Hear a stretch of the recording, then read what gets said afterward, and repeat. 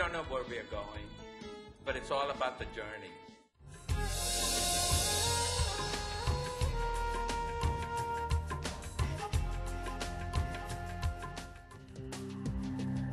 In the original sense, it was that, okay, you came from a family of entrepreneurs, and therefore you were lucky to be born into that family.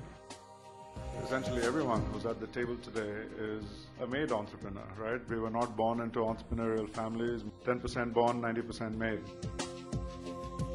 When you're a true entrepreneur, you're so totally consumed. The idea possesses you and you're possessed by the idea. We all have that thing of, if Kiran can do it, anyone can do it. If Bala can do it, anyone can do it. I think we all actually represent that kind of euphoria. How does a person become an entrepreneurial person who thinks outside the box, who does things differently, who wants to make a change? Key elements that are necessary independent of the cultures that you deal with. First is passion.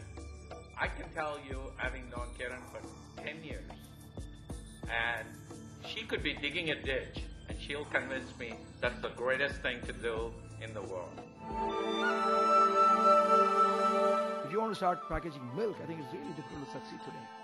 Unless you have such an overpowering differentiator in the way you do it. You have some idea and you want to be totally different to beat the game, to be number one, or to survive. You can't be a person who's scared to take risk. You can't be a person who's going to give up at the first sign of failure. Managing risk is as important as taking risk. And when I make a mistake, I'll take a sucking sound and say, I ate my own words, and say that I made a mistake. You have to think till it pains, or you have to work till it pains. It is an infinite capacity to undergo hardship.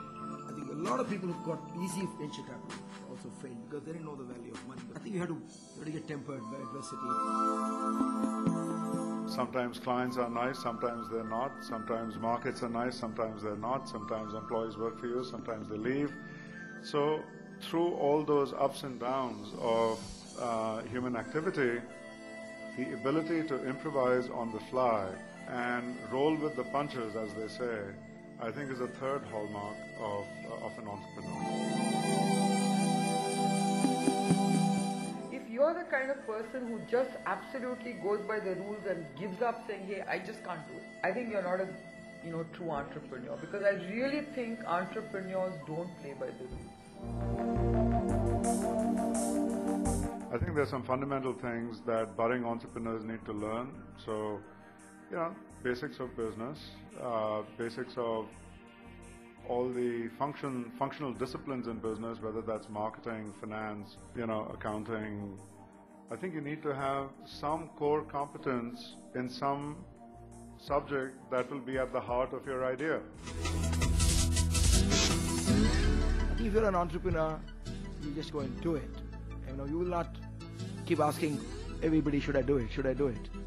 You will just go and do it. So I just felt this. I only saw the light. I never saw those shadows. So you take 1 million people or 100,000 people. Can everyone be a made entrepreneur? No. But can a high enough percentage of them, whether that number is 2%, 5%, 10%, be entrepreneurs? Absolutely, I believe it can be done.